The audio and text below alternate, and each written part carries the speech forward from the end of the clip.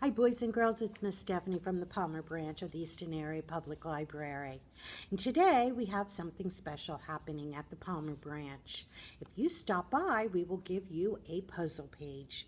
And if you complete the puzzle page and bring it back into the library, you will get a prize. Would you like to see what the puzzles look like?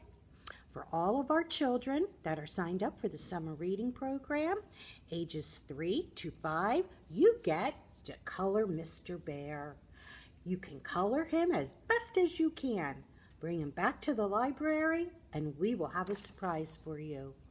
Or if you're ages 6 to 12 years old, this is something a little harder. It's a puzzle page with mazes. Try your hand at these mazes, bring them back in the library, and there will be a prize waiting for you. Thank you, and I hope you have a wonderful day. Bye for now.